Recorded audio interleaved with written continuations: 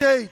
So fighters of Tshwane, fighters of Mamelodi, so Shanguve, at Richville, the message is clear. When you see any unoccupied land, go and occupy that land until all our land has been returned back to the owners of our land. Amanda!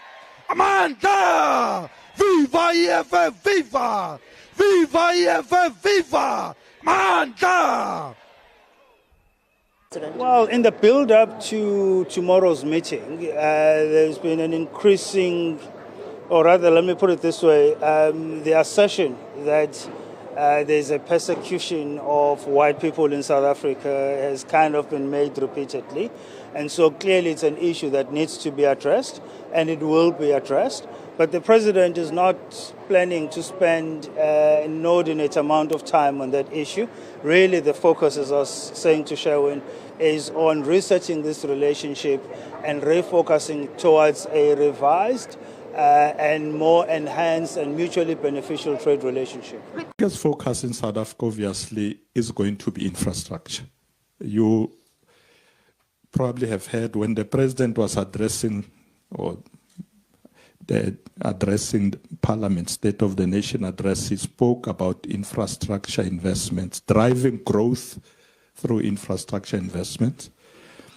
The Minister of Finance then announced that over the medium term, that is the 3 years of our fiscal framework implementation, that he will spend 940 billion rands.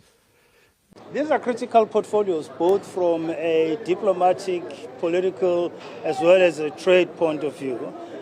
So the PIC was informed by that. We would like to open the US market to more agricultural goods coming out of South Africa. Minister Tau is here, obviously, from a trade point of view, to look at what that may look like within the AGOA scheme or without the AGOA scheme. But more importantly, this is not a meeting that will get to the details today.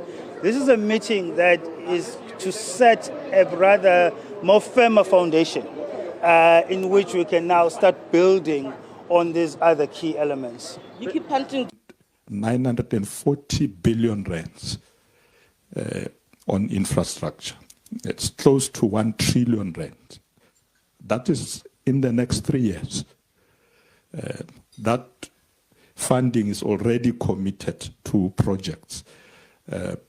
So I think it's something that I want you to really take into account, that South Africa is going to be quite busy in the next coming years. Be here as well? No, let's not get stuck into specific sectors. We're talking about a broad relationship. Individual sectors will be dealt with at a much later stage. Americans, by the way, who want to travel to South Africa are traveling to South Africa, and they can travel to South Africa. There's no travel ban towards travel to South Africa. So that part is okay. We don't need to do any more work there. But the tourism team will tell you that they're always looking at opportunities to promote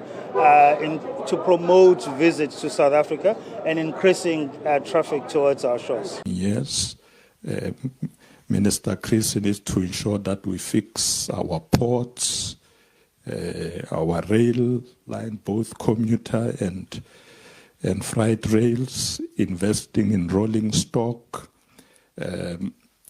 making sure that we sort out our roads, our dams. So we're going to be quite busy, and we would like you to come and invest.